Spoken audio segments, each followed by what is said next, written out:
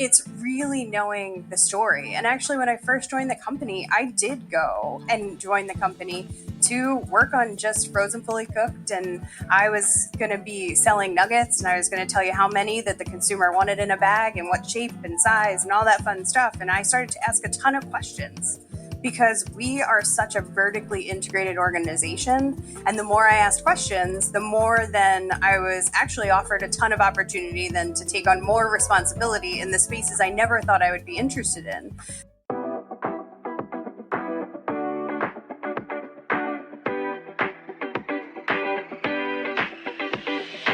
This is the Snarketing podcast for marketers by marketers, talking to marketers with just a touch of snark.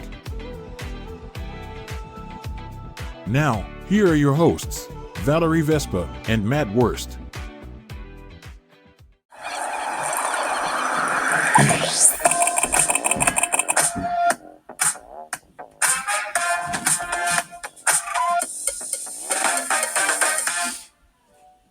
Hi, and welcome to this episode of the Snarketing podcast. I am co-host Matt Wurst, doing solo duty here from Cannes.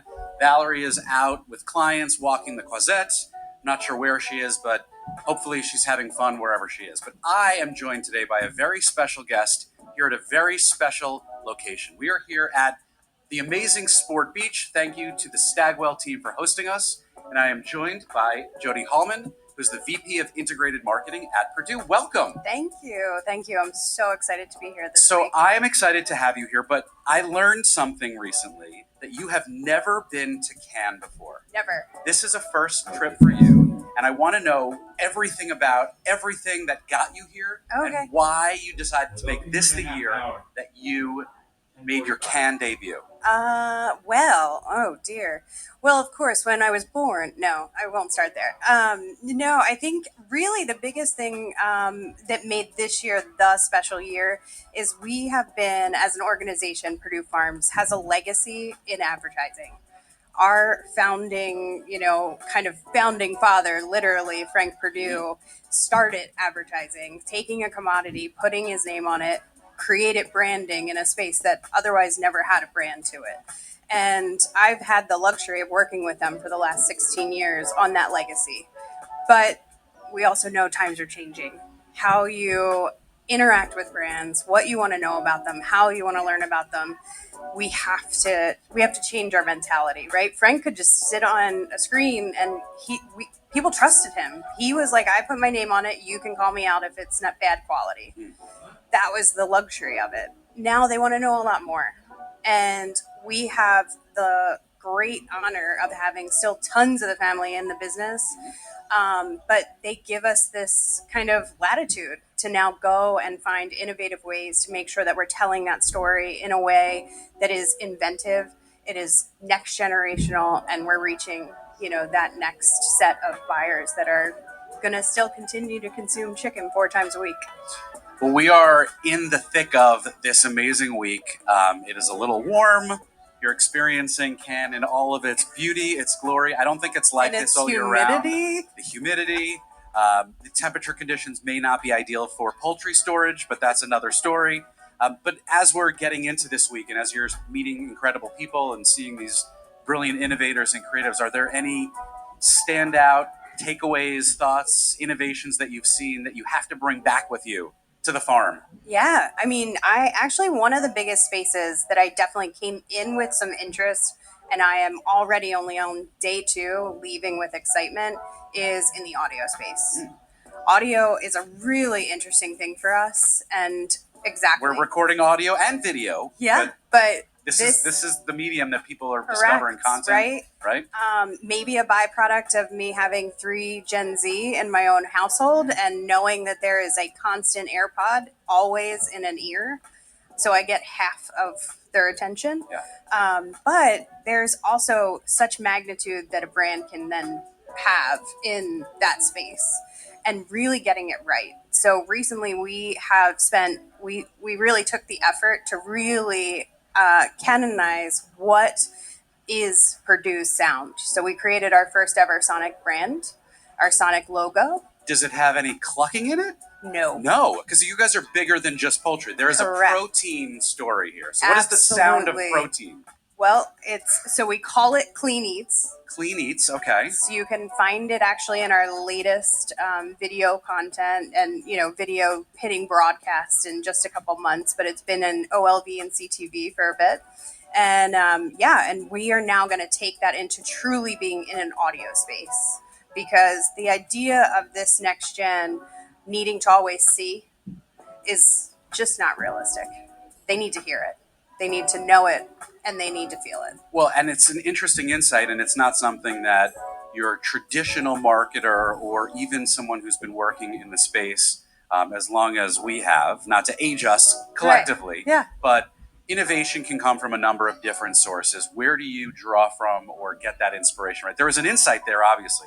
Was it something that came from within your own home, or was it from the data team that you have? I think it was a mixture of both, right? It's also, I am a huge advocate for data, but sometimes you just need to observe.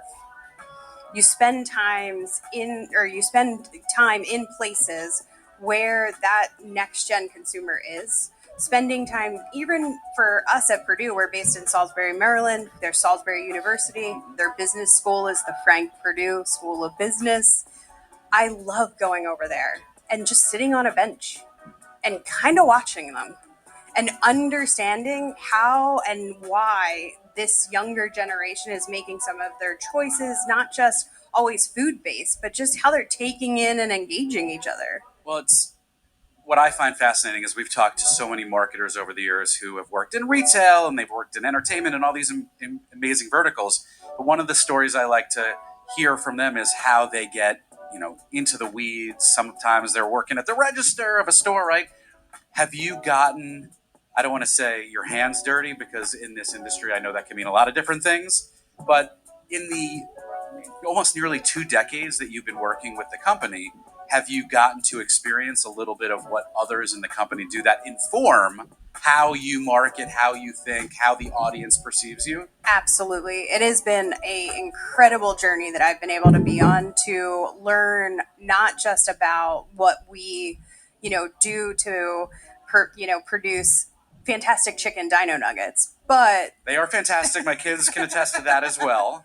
But it's really knowing the story. And actually, when I first joined the company, I did go and join the company to work on just frozen fully cooked. And I was going to be selling nuggets, and I was going to tell you how many that the consumer wanted in a bag and what shape and size and all that fun stuff. And I started to ask a ton of questions, because we are such a vertically integrated organization. And the more I asked questions, the more then I was actually offered a ton of opportunity then to take on more responsibility in the spaces I never thought I would be interested in. The ready to cook side of chicken and how intimate that relationship is for a consumer, how powerful chicken is, but also how mindless it is. And really unpacking that and understanding, and then learning from so many people in our organization that have a tenure that is unseen anywhere else, and these farmers knowing their families and their multi-generations, and it's insane. And I wanted to get into that because one of the key themes here that I've seen so far, we continue to talk about the creator economy. We talk about the role of authenticity in content creation as well as product development and marketing. And as the agricultural community evolves and embraces technology, in some cases ahead of, and in some cases on pace with, and in other cases behind, have you thought about or featured and told those stories? Like, do farmers want to be creators? Do they have a whole TikTok community? Is that something that you guys are learning and experiencing? Yes, it's a great question. And we have some of the most engaged farmers. We have some that spend their own personal. Yes. My good. We could. Should we start that? Is that it? Are we doing it? TikTok. Okay. I don't want to know what the dances are going to be. But I think we can come up with them maybe after dark. Yeah. I still like the audio connection though too. Of course, we gotta mix in sound with that. Yes, we have been able to really kind of find this passion point. Most of our farmers select to work with us for a reason. They don't necessarily have to work with us. Right. They could work with a lot of people. Many of them, though, are generational. And we have some families that have been farming with us for 3 or 4 generations. And the great thing about that is they're passionate about it. They understand that we require of them to do extra work. We have extra steps. We kind of demand a quality level that the consumer wants. And we make sure that we deliver it. And so when we are asking our farmers to then do that and carry that through, they have to be passionate about it. And they want to talk about it. They want to explain to somebody else why they're not like everybody else or why they're not the bad in the industry. As brand marketers think about the key tenets and the requirements for success, there's passion and there's purpose and probably other P words that we could think up and concoct here. But the key outcome for so many is loyalty, right? You want to create this relationship with the consumer where every time they order, I was saying go to the supermarket, but maybe sometimes it's more ordering online and having delivery to your home or going into that store. The brand stands for, so much, the legacy, the history, the quality. The competition that you face, is it store brand? Is it like the local butchers? And how do you compete with that when there is such a premium on everyone telling these stories at the same time? Right. Yeah, absolutely. I would say our biggest area is really against store brands. And it's not because we also love our partners, right? We love our retail partners. What we like to think about, though, is that we're offering a choice. We're not necessarily going to be that brand that takes over and satisfies everybody's needs. But what we would like you to do is think about where your food comes from. Can that store brand answer that question of who the farmer was? Maybe. Doubtful, but maybe. Depends who you ask in the store, maybe. Correct, but that's, right? Yeah. But the reality is that that's the thing that we can guarantee. We actually know not only the farmer that raised your chicken, but we know the farmer that raised the food that fed the chicken. Because we're not just in the chicken business, we're in the agricultural business. So we have a line of sight all the way from the seed that went into the feed that goes all the way to the fork. And when you make dinner, we can tell you how that traces back. And I think that's probably the big thing is we don't feel the need to necessarily force that on everyone, but be inquisitive. Know where your food comes from, understand where this is. Also because it's a little at risk. There is a slow growth in farming. It is not something that's getting double digit, kind of adoption by the next generation. No, but you have to realize, as someone who eats a lot of chicken and eats a lot of protein, it is a mass market. I can't think of many more products that would have higher volume. But turnover, right? It needs to be fresh. It needs to be delivered. Yeah. Is this something that, as you were growing up, you envisioned would be your career? You're a marketer, but you're also someone now who's in the agricultural business, and that's not something that many people grow up thinking. Yeah. I don't know where you grew up, but tell me your origin story in the remaining 45 minutes that we have, or whenever we get kicked out because a more famous celebrity needs to use this recording space. So I grew up in Philadelphia, and so I started actually my marketing career on a very Philadelphia brand, Tasty Cake. Oh, I loved it. I went to Penn. So in Philly, I still remember the jingle. Marketing. Yes. Sound. Because I'd have a TV in my dorm room. I remember the audio. There you go. We had a huge radio campaign. Nobody bakes a cake as tasty as a tasty cake. Yes. Boom. And we re-recorded it when I was there for the first time. Yeah, it was quite a effort. So, but absolutely, but grew up really being able to sink my teeth into so many different areas of marketing. Not intended, yes. Correct. And do a ton of product innovation. The cycling in snack cakes is insane. You need to have new flavors, So innovation is required, really. I would go for the apple pie or the... It's so funny because there's just the staples that everybody really tends to, but they will always give you those 3 to 4 slots on every form that you better rotate and be something innovative or flavorful that is of the minute. And so I started there. I ended up moving a little bit, went completely into a different space, and specialty cheese took me out to the Lancaster County area. And so worked at the time, they were known as Bon Grand. Now it's BC USA, but got to work on things like Alouette, spreadable cheese, often on folks' charcuterie boards. You've got the whole plate, the whole menagerie. Yes. The one thing that I would say was the thread that has really held true is I've always been intrigued with all of the brands I've worked on have always been about freshness. There is nothing about them that didn't all deliver on that. Well, freshness is a great theme because while we may not feel fresh because the can temperatures and humidity is high, there are so many fresh insights. There is so much fresh creativity that is being shared here.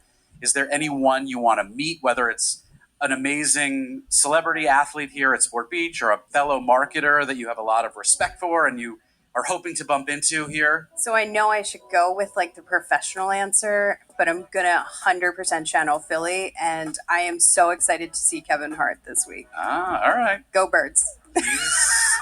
He's here, and good luck.